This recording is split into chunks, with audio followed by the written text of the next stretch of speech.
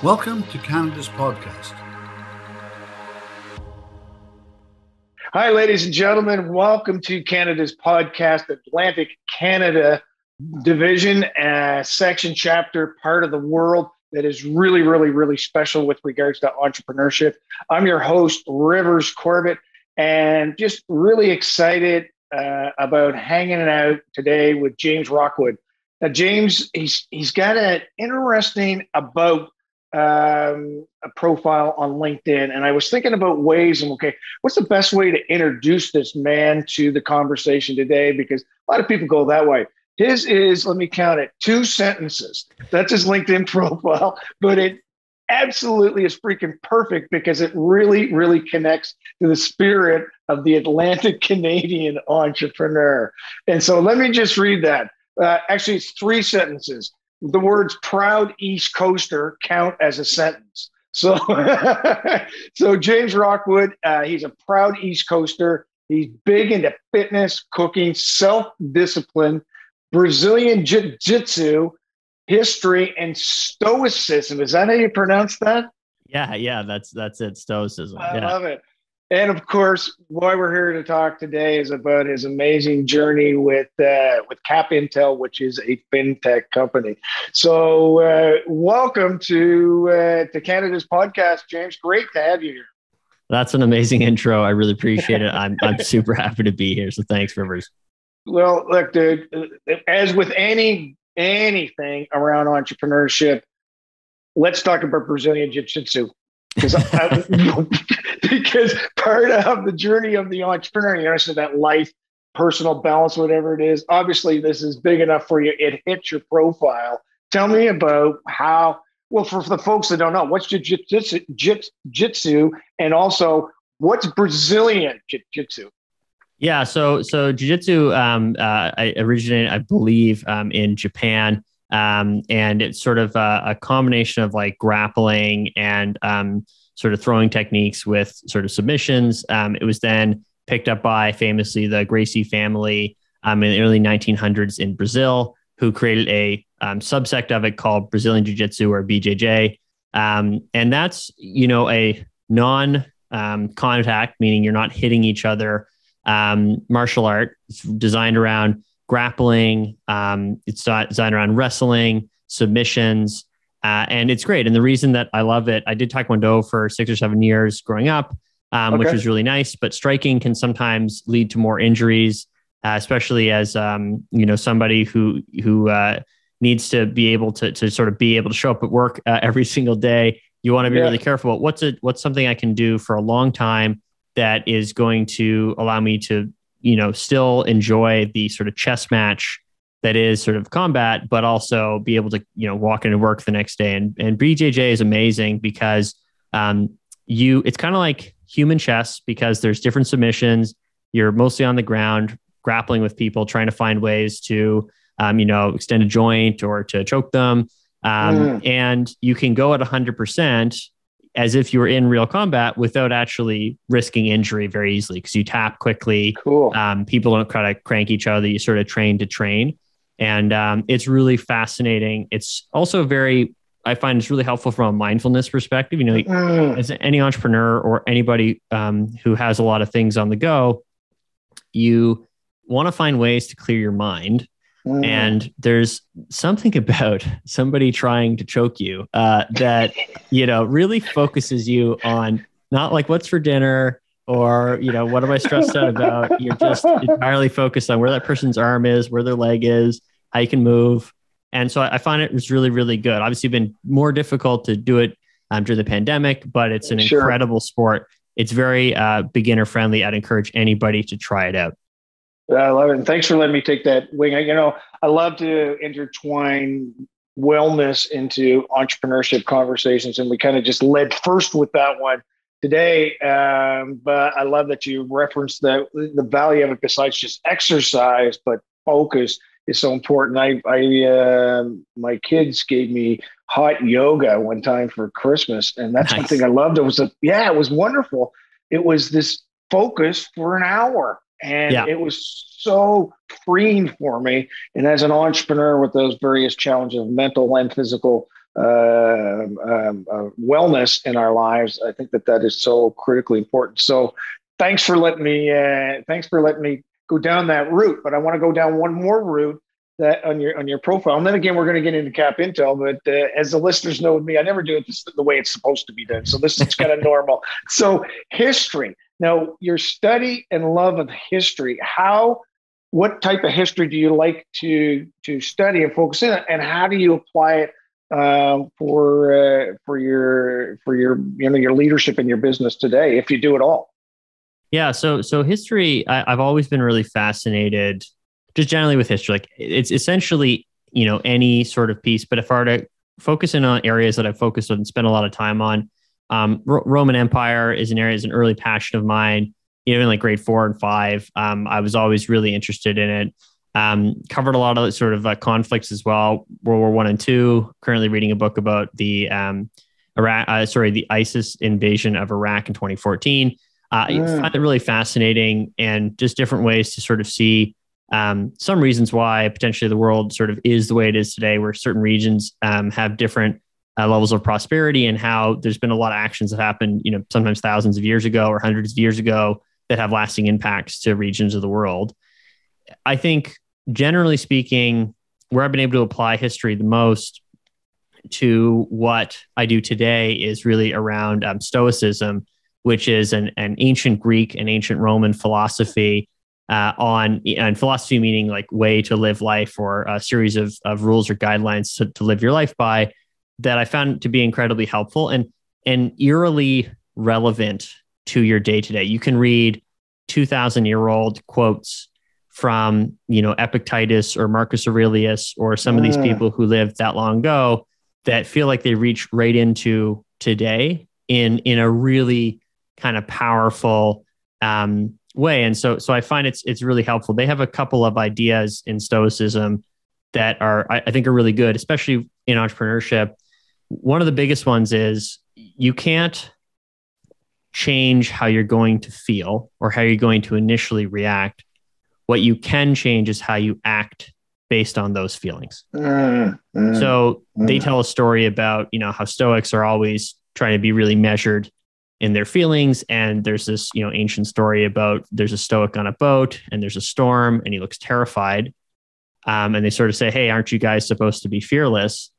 And he's like, yeah, you don't see me running around, right? Like, yeah, I'm scared, but I'm here, I'm calm, I'm collected.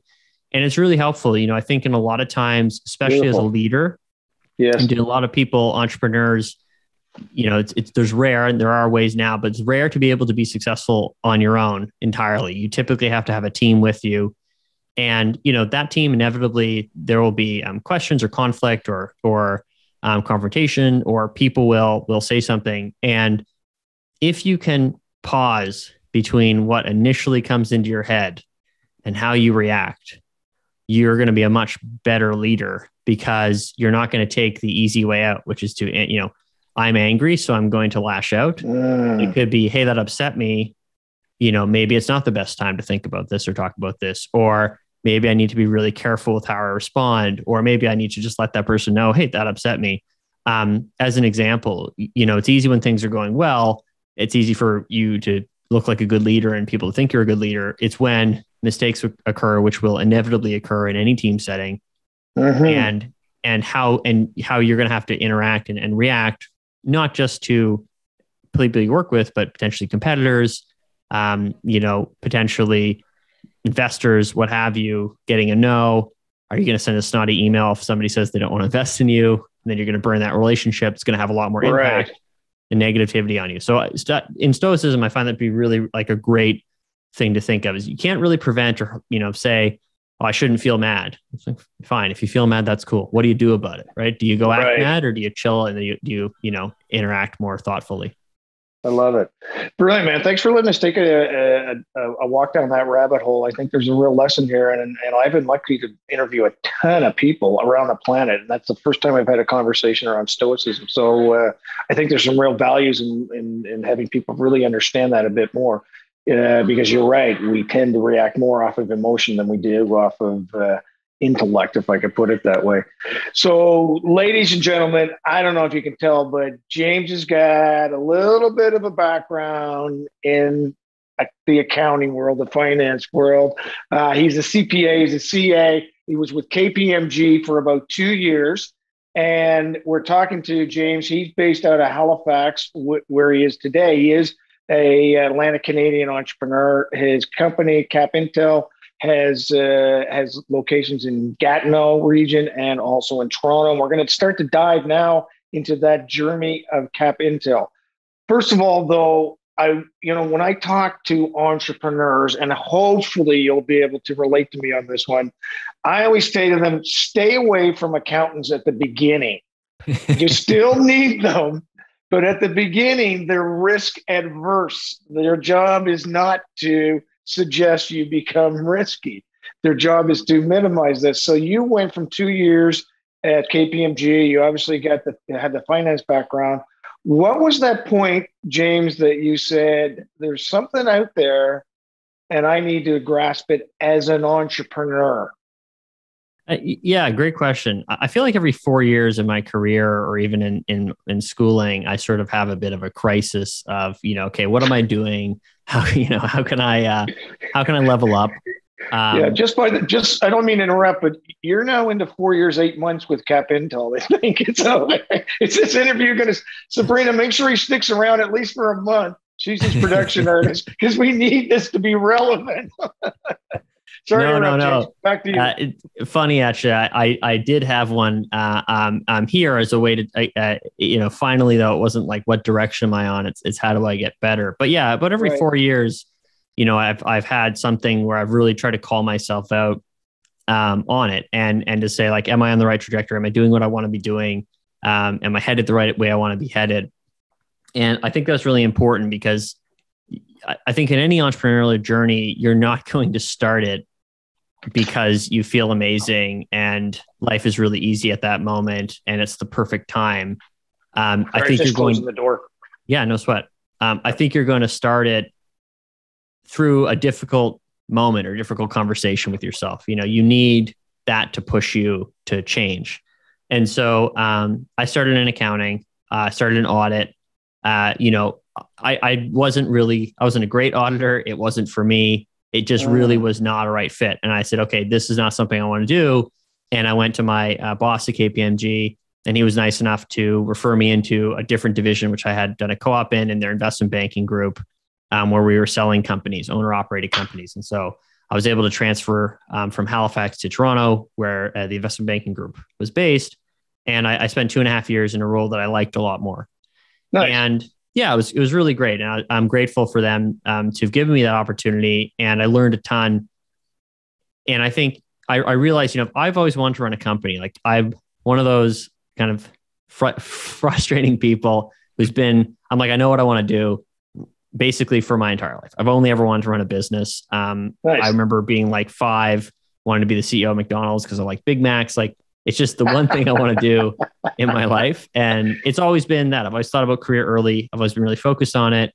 I knew it's kind of like the area I want to, have my ambition and where I want to kind of lay down my mark. And it was just like, how do I get there? Still an accountant though. So going in university, I was like, I don't really have a good idea to start anything. So why don't I just create like a pretty investable resume to say, okay, if I get a financial services, get the CA. And you went to Dalhousie University, correct? Yeah. I went to Dal. Cool. Yeah. Okay, yeah. Cool. No, it's good. Both my parents. I just want to bring back those. Oh, really? That's kind of cool. Yeah. So just to keep it to those East Coast roots for the guessers. So that's great. So sorry, keep going. Yeah. No. Absolutely. So yeah, went. Grew up in Halifax. Went to school there. Went to Dal, and then worked for about 18 months in Halifax at KPMG.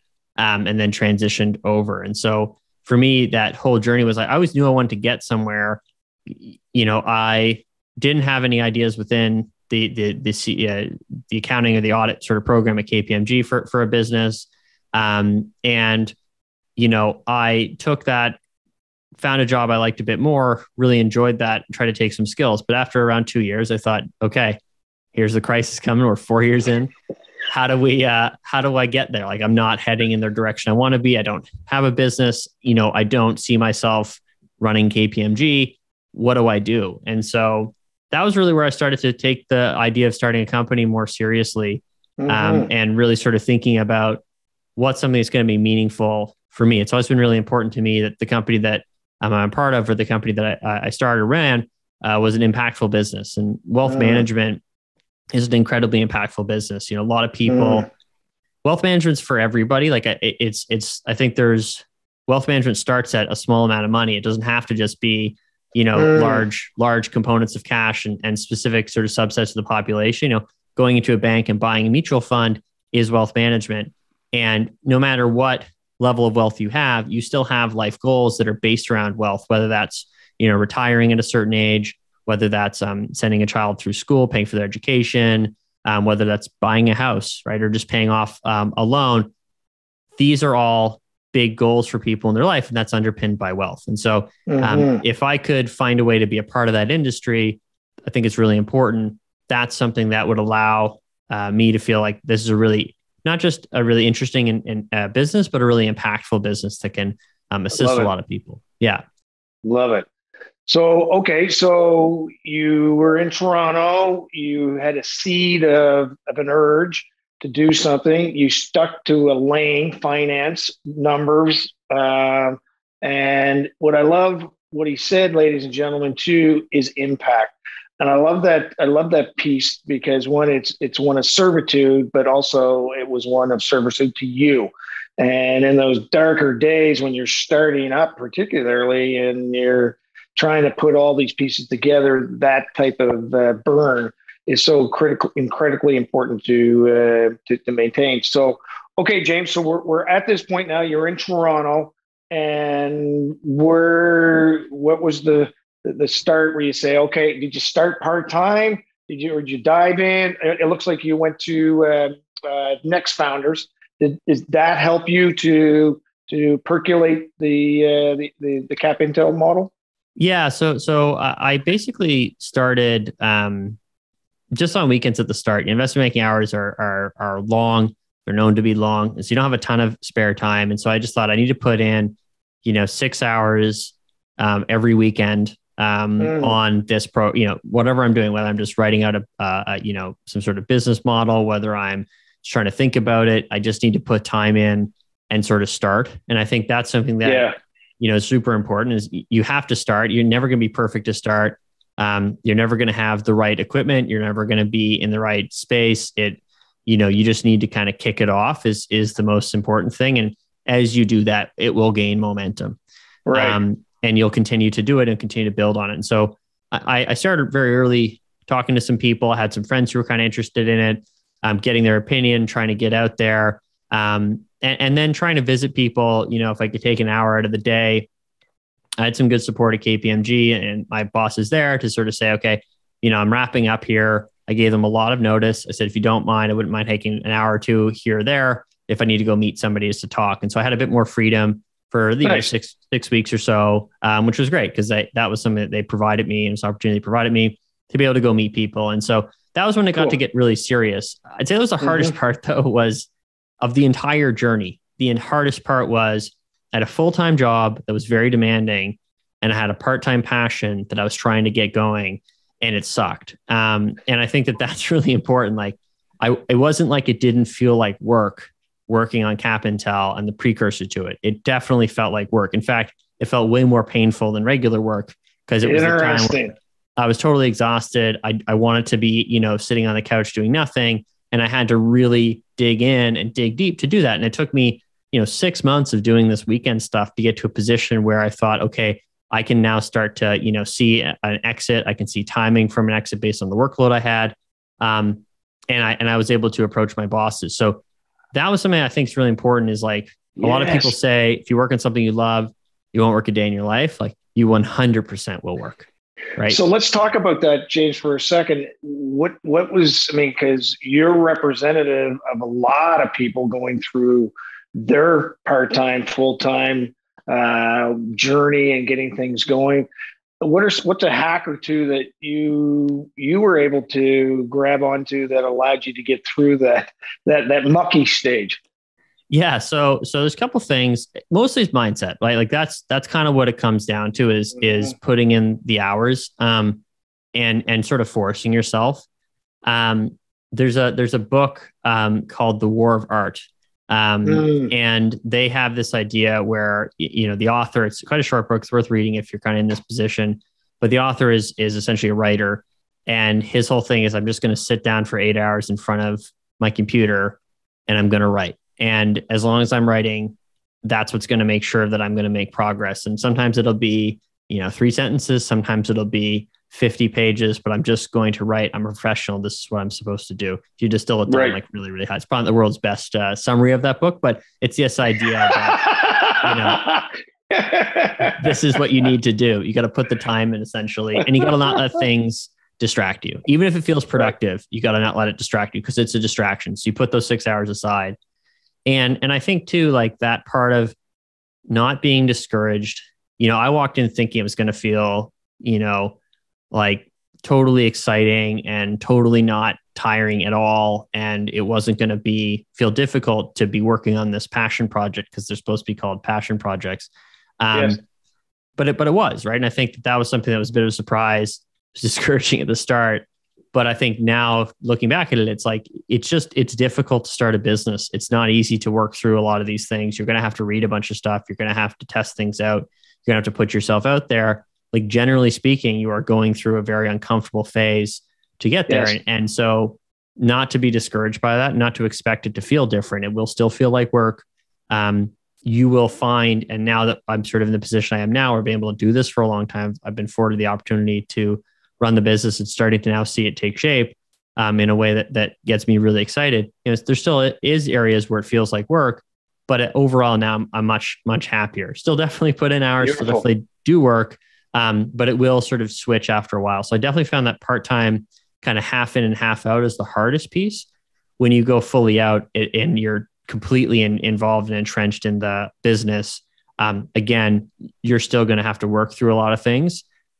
No matter what anybody says, it's never fun to be totally unfunded or totally underfunded with, 1 or 2 people where nobody sees your idea. You don't see that, fully in a software, and you're trying to evangelize it and get people to believe in it. Like it is a thing. You can look at it back romantically, but it is, when you're there, I still remember it's not super easy. Well, the journey of any good relationship, let alone life, is full of lots of interesting roller coaster rides, and some of them you scream at and some of you smile at. So I love that. So talk about the value proposition for Cap Intel that you started with and where it's at now, or maybe it's still the same as it was when you started. Yeah. So I think it's expanded. Obviously since we first started, I kind of had this idea like really early on of doing a Trivago for mutual funds and ETFs for self-directed investors. So like in 2016, when I was thinking a lot about this, there was the whole surge of robo-advice was sort of like entering the wealth management space really actively. And so there's a lot of coverage around that. And I thought maybe there's an alternative where somebody doesn't want to work with a robo-advisor and they want to sort of do some self-directed, assisted sort of work. And as I started studying that, that's actually what I quit my job to start, and had a terrible name. I call it Bazaar Investment Market. But anyway, it is what it is. Yeah. Remember, you're an accountant. Creativity typically isn't in your veins, unless you're the CEO of McDonald's, which you had an aspiration to do. Yeah, exactly. And so, there's the accounting creativity there. And then, I remember like getting out and starting that, going to a self-directed investor conference. I'm talking to some advisors who were there, and they sort of said, "Hey, there's a lot of like, we want to be able to sort of create and show recommendations to clients too. It's more difficult than you'd think, right?" And so when I realized that the pros didn't necessarily have the tools that they were looking for either, I thought, okay, if I improve the system, going back to that impact thought, if I improve the system that serves everybody, the outcome is going to be much greater than trying to go in sort of on my own. And so started working with financial advisors and really trying to understand how do they speak about investments with clients, what's important to retail clients to understand their investments, how do we help them articulate that information really simply, and then how do we help solve sort of broader problems for wealth management firms and for their advisor base. And so it's really evolved into, just learning that space more and more, and to now trying to help position it so advisors can provide, really tailored advice, but not just in that way, also give them the technology to then show their clients, this is my recommendation, here's my rationale behind it, in a way that the client's going to really understand, which is so key because of how important wealth is to people. People talk a lot about different types of markets, mass affluent, which is like 250,000 to $1 million in investable assets, high net worth, which is $1 million, and ultra high net worth, which is 5 million plus, and then sort of mass market. But to people, they don't categorize themselves that way because it's still their wealth, right? And so somebody's going to care if they have, $50,000 to their name. They're going to care the same amount as somebody who has $1 million to their name. And I think that's been something that's been a really interesting dynamic where, as advisors, you want to be able to help that person really understand what you're doing with that money, why you're making a recommendation. And that's going to give them a lot of calm and ease when they can fully understand it. You can imagine if somebody was trying to explain something really important to you in a bunch of language you didn't understand, that would be hard for you to follow and could create some anxiety for you as a retail client. And so being able to make that interaction as simple as it can be so they really understand what you're recommending is going to both help the advisor deliver advice and help the client really understand it and feel good about the advice they're getting. So that's really where we've been focused for the last couple of years. Stay subscribed and hit the bell icon to be notified of our upcoming podcast with Commissioner Matthew Boswell of the Competition Bureau. Hear about competition and marketing rules every business should know. Click the link in the description to learn more about creating an effective compliance program.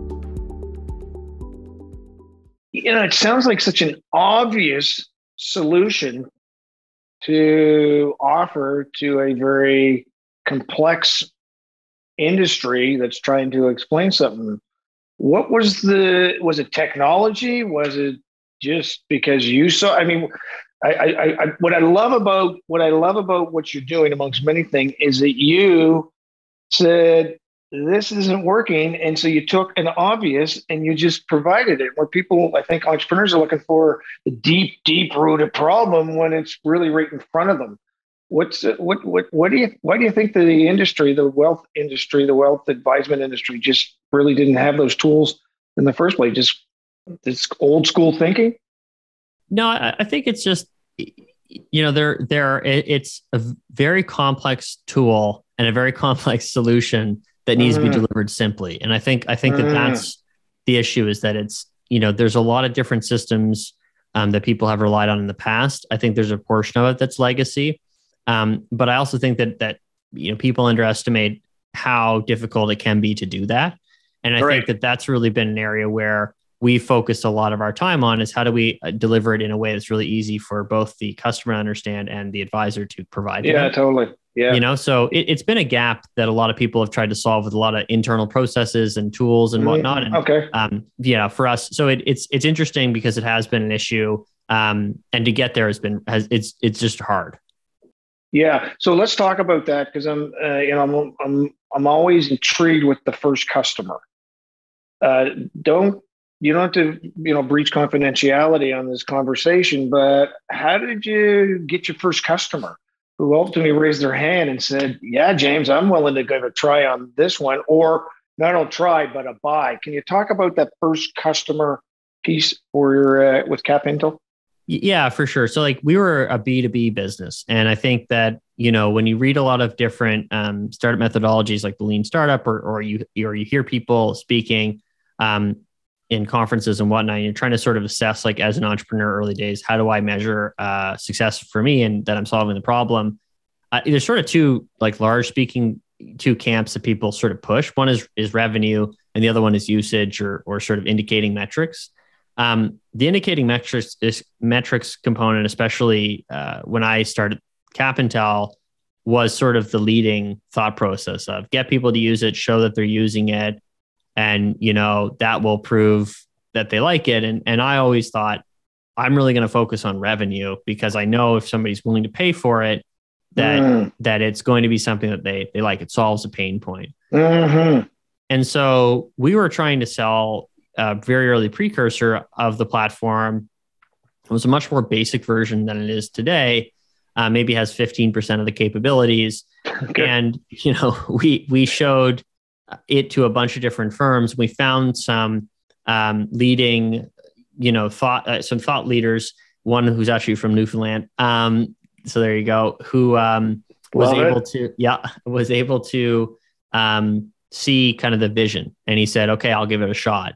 And, it was just a really simple tool at that point, but it solved a pretty high level, or pretty surface area pain point for them. And we were able to sign our first contract for, I think it was, I still have the check. I printed it, we took it, we went to a restaurant, and it was like $700 or something like that, or $500. And we spent it all at dinner, just to say, like, nice. We're gonna, celebrate the win. It was awesome. So cool. Yeah. Especially after you're not really paying yourself a ton when you start. And so you're able to be a bit splashy. So I'd encourage people to find your first revenue check, and within, reason, spend a good chunk of it on like a nice keg dinner or something like that, just to celebrate. So celebrate. Right on, dude. I love that. I love it. Now, were you based in Toronto when this happened? Or so talk about Toronto, Gatineau, Halifax, because it's part of your scaling. You've obviously had 3 locations. I'm sure you had many customers beyond just simply those 3 centers. But can you talk about the growth strategy?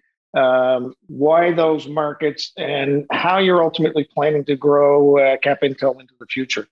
Yeah, great question. So we were based in Toronto for a long time, for sort of our start, 2.5 years or what are actually more, 3 years. And we kind of been around. We went out to the Esplanade and rented space from a venture capital firm who had a little office that they gave for very little, which was really nice of them. So shout out to Scale Up. Thanks for having us for, it was supposed to be 90 days. We were there for like a year and a half. And it was awesome. But yeah, so we started there, moved around a little bit, and then we started to get some more revenue, moved ourselves downtown where all the, banks and our customers are. Of course, yes. Or a large chunk of them are. And so then with the pandemic, we sort of said, okay, we had people from kind of all over Canada, really from kind of the East Coast and from Toronto and from Gatineau, who had all moved into Toronto to try to make this work. And our CTO, for example, Max, he's from Gatineau. And so he had actually moved to Toronto with us for a year or so, and then was kind of doing a commute back and forth on the train every other week. He'd stay in Toronto, helping run around pitching at different banks with me and sort of helping also build the platform at the same time. So quite a heroic effort from him. Right. And then when the pandemic hit, I was kind of like, okay, everybody, go home. We're not really sure when this is all going to be done. And so location no longer an issue. And the need for us to be right downtown in Toronto obviously changed. So we sort of let people go wherever they want it. And then as they did that, they went back into their own home networks where they started to know people. And we were able to actually recruit really good people because they're like, oh, hey, I know Max. I worked with him, or I know about him, or we went to school together.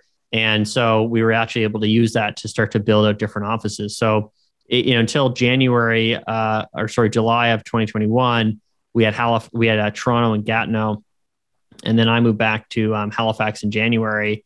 Our head of product moved from Toronto in July, and we opened up an office in Volta in Halifax. And so ever since then, we've been sort of scaling the 3 offices, which approximately hold 10 people in each region right now, which is great. Yeah, thanks. Yeah, it is good. It's really, really great. So, I'm going to pause the journey to the next level where you're going to take it next. But, you, James, why did you come back to Halifax? You could have stayed in Toronto. You got roots here, and I get those emotional connections.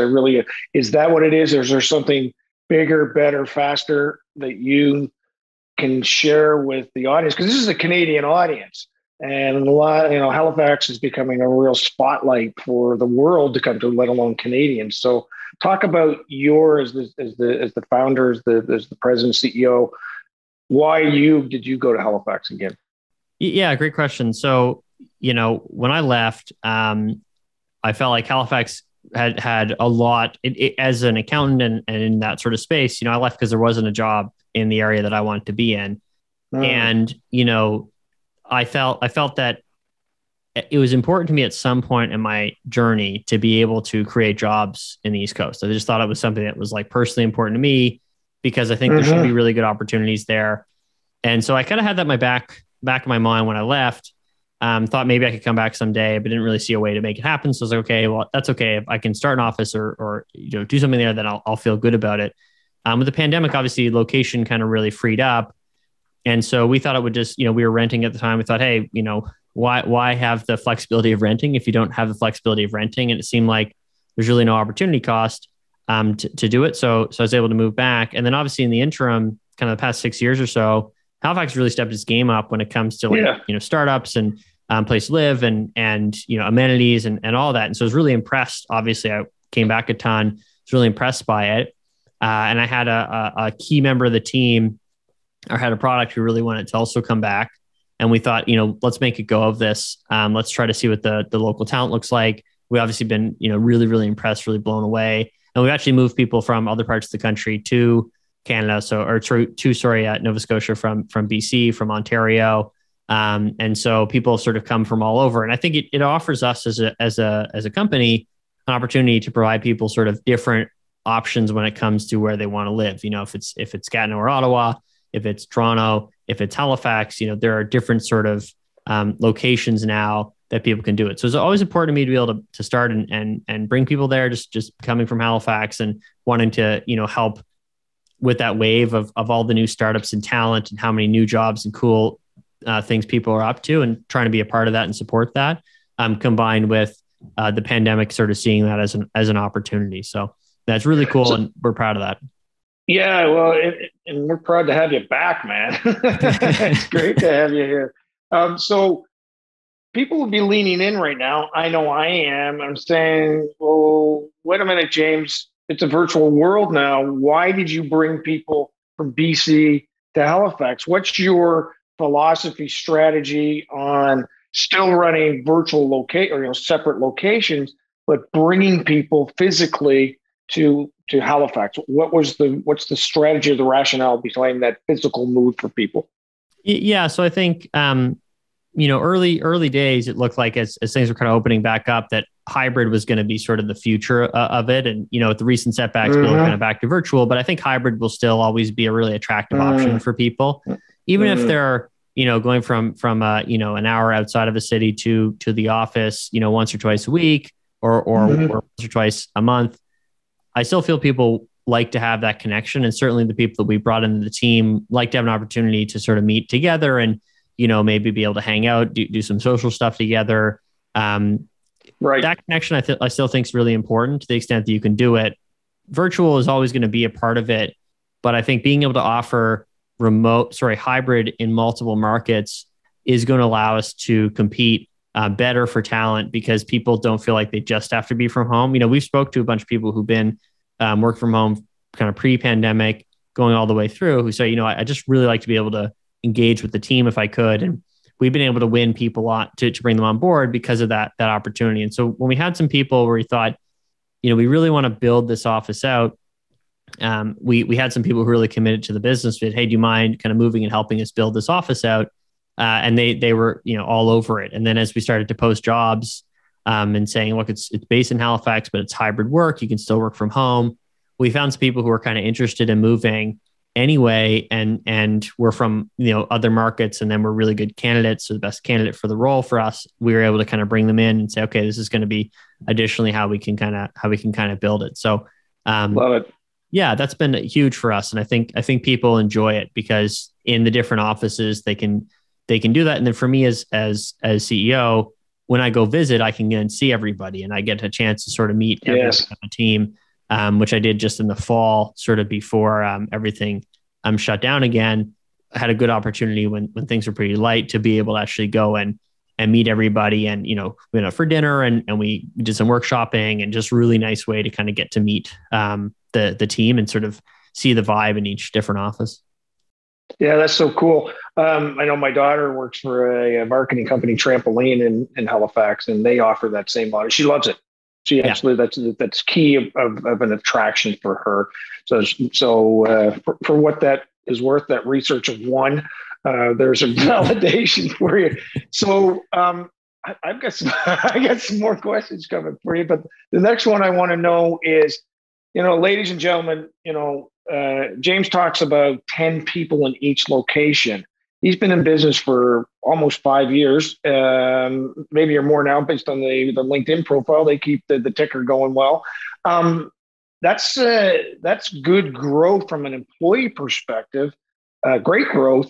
How did you scale? Here's the question. When do you know when to add another person into your business? Yeah, so it's interesting. So we're in the middle of actually changing our mindset on this. Okay. But sort of in the 0 to 30. So we started 2021 at, I think, around 9 people. We ended 2021 at 26 people. So last year was a big year of growth for us. Since then, we've added, I think, another 5 people in this first month in January. So we're really seeing a lot of growth right now. And the early days, I still think this is a great rule to follow, is bring somebody on when the pain of not having them is excruciating. And, when you are really capital strapped as you are in the early days, you need to be careful with every dollar you spend. It's really important to take that time to really bring people in as needed. And when you're really starting to feel that you need them, and that's going to help make sure that you're getting the most out of that person. They're coming in and immediately adding value. And you have a really defined role, because sometimes early days, you don't really know until it's really painful, like what that role needs to be. And the acuteness of that pain, where you're going to feel that jank in your day, where you really like to have that helping hand, that's going to really focus you on what that person needs to do. And that's really important, because it's I think it's really one of the things. So I went through 2 accelerators in our journey. I went through a creative destruction lab in the East Coast, and then I went through Next Founders in Toronto. Mm-hmm. But one thing that Ajay Agrawal, who sort of helped found both of those, and I believe founded Creative Destruction Lab, always says is startups don't fail because they have a bad idea or a bad team. They typically fail because they run out of time. And so the idea is that you want to make sure you're really spending your money really carefully. You're being really judicious with every dollar you spend and with every role you build. And so what you really don't want to do is bring on somebody before you need them, because or even, just as you need them. You want to kind of be a little late on the hiring to a degree, because that's going to make sure you really understand how to leverage that person, and that they're going to come in and immediately start to add value and free you up. You're also going to have an idea of how you can use your new time that you have in the past. And I think that works to a degree. Yeah. When you start, sorry, go ahead. No, go ahead. When you say when you start? Yeah. When you start to grow and you start to get a more scalable business that is more predictably growing, that's when you can't have that mindset anymore. So you need to change it to, we got to hire ahead. So I need to hire a salesperson now. They're going to start to make effect in 4 months. When they start to make effect, they're going to need support. So maybe I need somebody to help implement the projects that they're going to be working with. You need to start thinking about how to hire ahead of yourself. And so we've actually been working right now into how to change that mindset from sort of the original that got us here, which was hire when it's excruciating, to, hire capacity ahead of when you necessarily need it, because there's ramp up time and you can start to predict it more. I could keep talking to you for hours, man. You were really, these questions keep coming to me, but I can't. So Sabrina, we'll have a 2.0, please. Let's set that up. You've been awesome. Be happy so to. And seriously, we should do that. Let's make sure we do that, because your story is absolutely amazing. So I've got two questions, and then unfortunately we have to remember we're dealing with entrepreneurs and these things, so their attention span might be a little lower. You mentioned about bankers. You moved it all downtown so you could go to banks. So most startup entrepreneurs be leaning, well, how did you get meetings with these people? Did you walk in the door and say, "Hi, I'm James from Nova Scotia. I went to Dell"? Or do you say, "Hey, I'm a jiu-jitsu champ. You better let me in"? No. How did you get those conversations? Yeah. So I think, Canada's an awesome market for startups because it's a relatively small market. And so it's a really great place to sort of incubate in an area where you can, the world is not as big as it feels all the time. Toronto is smaller than it feels in the industry that you're in, right? No matter how big it can feel, it is smaller because of the subset of people you're working with. And so, I really got entrenched into the financial district in the downtown core. Whether it was, I had a gym membership there. So I met a bunch of people at the gym, "Oh, hey, I work in this part of BMO, and oh, hey, do you know this person?" Yeah, for sure. Hey, let me set up the introduction. It was really, really naturally like working the network and trying to build up my own network and put myself out there and try to attend things that people held, different conferences that people held and whatnot to try to get my name. And then also seeing, okay, who do I know that might know somebody? And I think you don't have to have a network to begin with. You can establish one yourself. And I think that's really important. I didn't really use to a large degree the network that I had at KPMG because there's a lot of private equity firms and companies that weren't in the space and didn't really know people in the space that I needed. So it was really about how do I build it really naturally and try to find ways to meet people. And so it was really just that, was trying to network, and then you get an introduction and that would work. It's not a scalable model from, that doesn't necessarily work at with 100 people trying to do it. But for you at the start in the really early days, like you can really invest time into that, getting to know people, and then naturally trying to find a way to meet them, or, hey, you do know this colleague, and they might be able to then pass you to that person, or they might know somebody. And so sometimes you'd be sitting in front of somebody who is like 3 or 4 introductions into it, and they have no idea where you're sitting there, but you know why you're there and you know how you got there. And that can be the way that it really started. So within the banks, it's important to try to build a network of people who might know somebody there. Try to find out what you can go in at the ground level. So if there's like a frontline version of what you're going after, I'm trying to talk to some of those people. These are different ways you can do it with any sort of enterprise sale. It's really about how can you find ways to meet people who can then potentially eventually lead you there. And people are pretty generous with networks to people. And you want to pay that forward too. If somebody needs to meet somebody, definitely good to make the introduction and not be, be able to, again, pay that forward because other people are going to do it for you. And you never know, right? So that's really how it's worked. You never know. Yeah, I absolutely. You never know. You mentioned something about who do you know that I should know? The great leadership maverick, not the maverick anymore. He's more of a sage. John Maxwell. That's how he built his empire, asking that simple question: who do you know that I should know? And what's interesting, people always move you up a scale. It's never about, I'm going to put you down to the person that I am just to get rid of you. So I love that you mentioned that. What specific roles do you assume as a CEO? Yes, there's a higher level responsibility. I get that, but what do you primarily focus on, let's say on a day-to-day basis as a CEO, as the founder? Yeah, really good question. I think it's changing, which is important. I have a really good friend of mine, actually guy I met at the gym downtown. He runs a software company in the financial space, and he has these great bits. And I sort of said to him at one point when we were really growing, I'm like, look, I really don't know what I'm doing. Like, I don't know what I'm supposed to be doing anymore. Like, I don't know my role. Like, I used to do a lot of this, and now somebody else is doing it. And he's like, I love that. He's like, CEO should always be having a crisis of conscience. Like, what do I do? Or identity crisis. Like, how do I get here? Identity crisis. Like, how do I get, what am I supposed to do now? Like, I'm redundant. Now I need to do this next thing. And I think that's something that, as you're doing work and as you are scaling, it's like, okay, am I the best person to be doing this? Or could somebody who had more time to think about this be doing a better job? right? And then, okay, can I empower that person? So the more that you're doing that, your role is then to then create the best environment possible for these people to do their best. And so a lot of what I focus on the day-to-day, there's still some of that stuff I'm doing, administrative things and whatnot, that's slowly getting passed off. You know, I'm an accountant too, so I've obviously done our budget and all that type of work for a long time.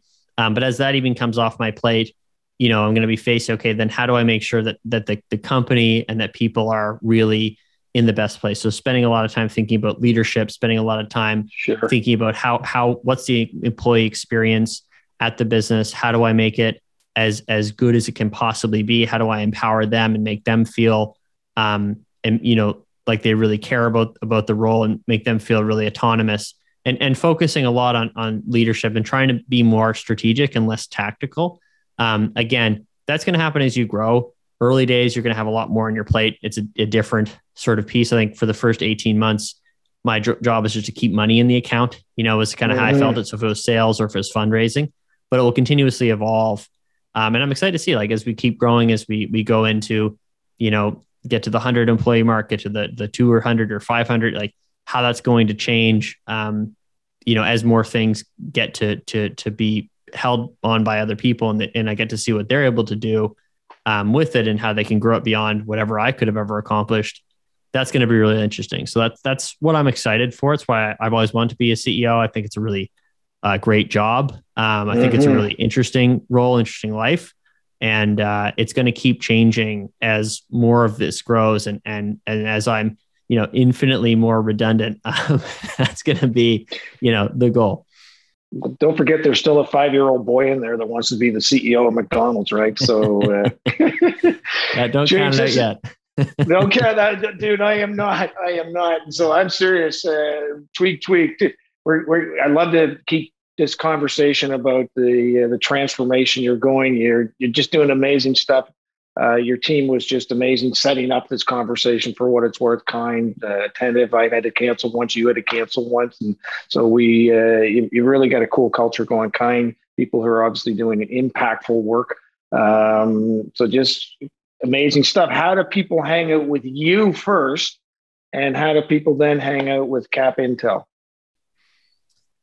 Great question. So, you know, if you want to see what we're up to, we got a ton of jobs posted all the time. So if you want to be a part of the team, LinkedIn's the easiest place. That's kind of where we're most active.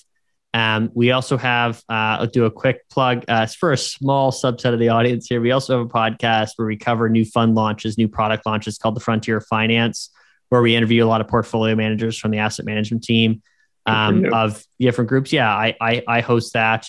And, you know, that comes out once a week. We had a really good first season just wrapped. Second season's kicking off in March. So we're really excited to cover some interesting financial products. If that is your thing, that's probably the best ways to get a hold of us. And then if you ever have any questions, you know, myfuture@capintel.com. If you're looking for a role, we always want to hear from people and be able to see who we can bring on the team, because we just love working with awesome people and we're trying to keep that going. So, yeah. I'm going to do there we go, the mic drop. We are done, ladies and gentlemen. James Rockwood, thanks for hanging out with me. Cap Intel, keep the journey going, my friend. And I can't wait to continue to connect with you. I don't think we're first level connections on LinkedIn, so please accept my connection, as I'm going to put that out in just a second. But let's keep hanging out. Let's keep telling your story, and let's keep contributing to help you contribute to your journey. Thank you, my friend. Thanks so much. Yeah, it's been awesome. Thank you so much. Have a great one. Thanks, Rivers.